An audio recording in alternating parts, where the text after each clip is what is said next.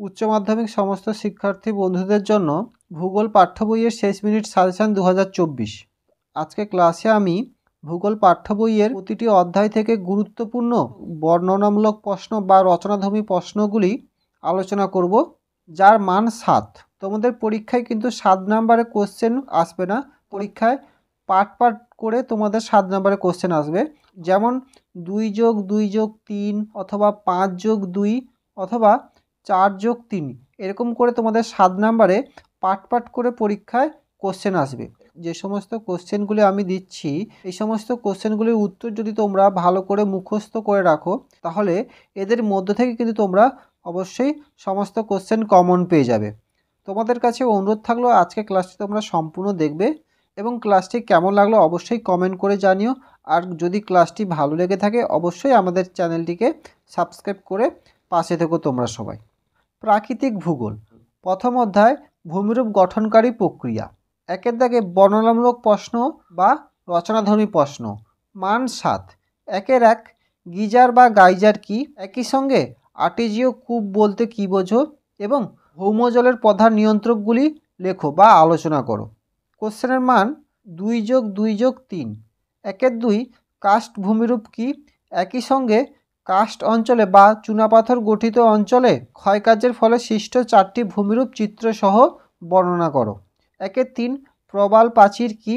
একই সঙ্গে সমুদ্র তরঙ্গের ক্ষয়কার্যের ফলে সৃষ্ট 4টি ভূমিরূপ চিত্রসহ বর্ণনা দাও। একের 4, স্ট্যালাকটাইট এবং স্ট্যালাগমাইটের মধ্যে পার্থক্য লেখো। প্রতিটি কোশ্চেনের পাশে নম্বর ডিভিশন করা রয়েছে, এই নম্বর ডিভিশনটা তোমরা ভালো করে দেখে রাখবে। দ্বিতীয় নম্বর অধ্যায় ক্ষয়চক্র গঠন ও প্রক্রিয়া। একের দাগে বর্ণনামূলক প্রশ্ন, মান 7।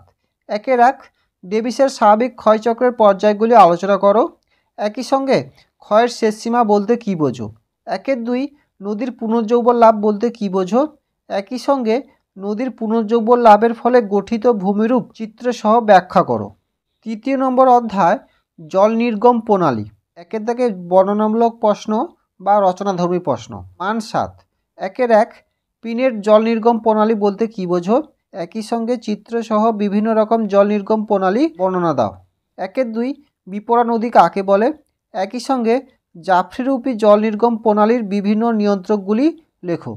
একের 3, এই অধ্যায়ের কিছু গুরুত্বপূর্ণ পার্থক্যগুলি জেনে নাও। জাফরিরূপী ও বৃক্ষরূপী জল নির্গম প্রণালীর মধ্যে পার্থক্য। 2 নম্বর, জাফরিরূপী ও আয়তকার জল নির্গম প্রণালীর মধ্যে পার্থক্য। চতুর্থ নম্বর অধ্যায় মৃত্তিকা। একের দাগে রচনাধর্মী প্রশ্ন, মান 7। একের 1, এলুভিয়েশন ও ইলুভিয়েশনের মধ্যে পার্থক্য লেখো। একই সঙ্গে মৃত্তিকা সংরক্ষণ পদ্ধতিগুলি আলোচনা করো। একের 2, মাটির ক্যাটেনা বলতে কী বোঝো? একই সঙ্গে আঞ্চলিক মৃত্তিকা এবং আন্তঃআঞ্চলিক মৃত্তিকার মধ্যে পার্থক্য লেখো। একের 3, মৃত্তিকা পরিলক্ষ বলতে কী বোঝো এবং মৃত্তিকা ক্ষয়ের 4টি কারণ বর্ণনা করো। একের 4, কঙ্কালসার মৃত্তিকা বলতে কী বোঝো? একই সঙ্গে অ্যারিডিসল, ভার্টিসল, মলিসল এবং হিস্টোসল এই সব মৃত্তিকার 2টি করে বৈশিষ্ট্য আলোচনা করো। একের 5, পেডালফার ও পেডোক্যাল মৃত্তিকার মধ্যে পার্থক্য লেখো। মৃত্তিকা অধ্যায় থেকে যে সমস্ত 7 নম্বরের কোশ্চেনগুলি দিলাম, এই সমস্ত প্রশ্নগুলির উত্তরগুলি কিন্তু তোমরা জলের মতো করে মুখস্থ করে রাখবে, কারণ এখান থেকে কিন্তু তোমরা অবশ্যই পরীক্ষায় কমন পেয়ে যাবে। 5 নম্বর অধ্যায় বায়ুমণ্ডল। একের দাগে বর্ণনামূলক প্রশ্ন, মান 7। একের 1, নাতিশীতোষ্ণ ঘূর্ণবাদের জীবনচক্র বর্ণনা করো। একই সঙ্গে স্কিওফাইট কি এবং সৌর কলঙ্ক বলতে কী বোঝো? একের 2, মোনেক্স কি? একই সঙ্গে ওজোন স্তর হ্রাসের প্রভাবগুলি আলোচনা করো। একের 3, জেট বায়ু প্রবাহ বলতে কী বোঝো এবং লবণাক্ত উদ্ভিদের বৈশিষ্ট্যগুলি আলোচনা করো। একই সঙ্গে সীমান্ত কি? একের 4, বিশ্ব উষ্ণায়নের 5টি প্রভাব আলোচনা করো। একই সঙ্গে মাইক্রোথাম বলতে কী বোঝো এবং সবুজ ঘর বলতে কী বোঝো। একের 5, বায়ুমণ্ডল অধ্যায় থেকে কিছু গুরুত্বপূর্ণ পার্থক্যগুলি জেনে নাও।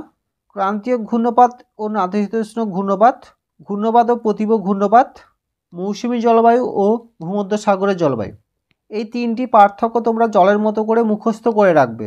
6 নম্বর অধ্যায় জীববৈচিত্র্য। একের দাগে রচনাধর্মী প্রশ্ন, মান 7। একের 1, বায়োস্ফিয়ার রিজার্ভ বলতে কী বোঝো? একই সঙ্গে জীববৈচিত্র্য বলতে কী বোঝো এবং ইনসিটু ও এক্সিটু সংরক্ষণের মধ্যে পার্থক্য লেখো। একের 2, আলফা ও বিটা বৈচিত্র্যের মধ্যে পার্থক্য লেখো। একই সঙ্গে জীববৈচিত্র্যের শ্রেণীবিভাগ করো। 7 নম্বর অধ্যায় মানুষ পরিবেশ মিথস্ক্রিয়া।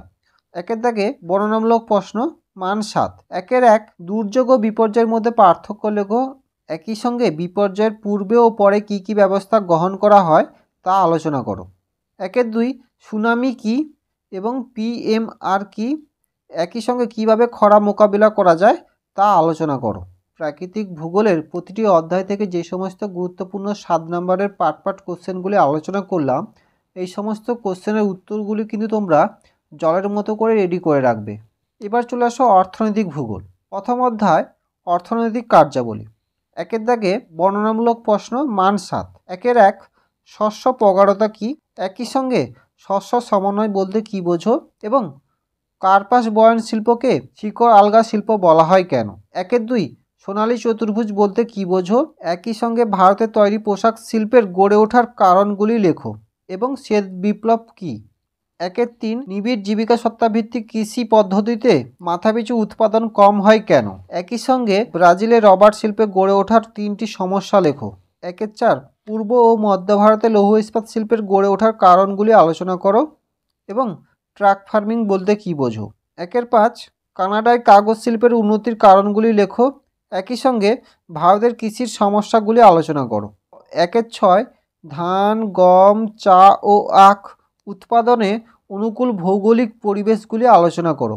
তোমাদের পরীক্ষায় ধান, গম, চা এবং আখ এই 4টি ফসলের যে কোনো একটির অনুকূল ভৌগোলিক পরিবেশ কিন্তু পরীক্ষায় অবশ্যই কমন পেয়ে যাবে। একই সঙ্গে আইসোটোপেন কী। দ্বিতীয় নম্বর অধ্যায় জনসংখ্যা ও জনবসতি। একের দাগে বর্ণনামূলক প্রশ্ন মান 7। একের 1 মানুষ জমি অনুপাত বলতে কী বোঝো, একই সঙ্গে জনঘনত্ব ও মানুষ জমি অনুপাতের মধ্যে পার্থক্য লেখো এবং রৈখিক জনবসতি কাকে বলে। একের 2 ভারতের নগরায়নের সমস্যাগুলি লেখো, একই সঙ্গে জনকীর্ণতা ও জনস্বল্পতা বলতে কী বোঝো। একের 3 কার্যাবলীর ভিত্তিতে পৌরসভার শ্রেণীবিভাগ করো, একই সঙ্গে গোষ্ঠীবদ্ধ বসতির গড়ে ওঠার কারণ 3টি আলোচনা করো। একের 4 বয়সলিঙ্গ অনুপাতের গুরুত্ব লেখো, একই সঙ্গে গোষ্ঠীবদ্ধ ও বিক্ষিপ্ত জনবসতির মধ্যে পার্থক্য লেখো। সর্বশেষ অধ্যায় আঞ্চলিক অর্থনৈতিক উন্নয়ন। একের দাগে বর্ণনামূলক প্রশ্ন মান 7। একের 1 হলদিয়া বন্দর বিকাশের কারণগুলি আলোচনা করো বা বিশ্লেষণ করো, একই সঙ্গে পরিকল্পনা অঞ্চল বলতে কী বোঝো। একের 2 ব্যাঙ্গালোরে ইলেকট্রনিক্স শিল্পের উন্নতির কারণগুলি আলোচনা করো, একই সঙ্গে ম্যাক্রো ও মাইক্রো অঞ্চলের মধ্যে পার্থক্য লেখো। ভূগোলে প্রতিটি অধ্যায় থেকে গুরুত্বপূর্ণ 7 নম্বরের পার্ট কোশ্চেনগুলি আলোচনা করে দিলাম। এই সমস্ত প্রশ্নের উত্তরগুলি যদি তোমরা জলের মতো করে মুখস্থ করে রাখো, তাহলে পরীক্ষায় যে কোনো কোশ্চেন আসুক না কেন তোমরা অবশ্যই সমস্ত কোশ্চেনের উত্তর লিখতে পারবে। আজকে ক্লাসটা এখানেই শেষ করলাম। ক্লাসটি কেমন লাগলো অবশ্যই কমেন্ট করে জানিও। আর ক্লাসটি যদি ভালো লেগে থাকে অবশ্যই আমাদের চ্যানেলটিকে সাবস্ক্রাইব করে পাশে থেকো তোমরা সবাই।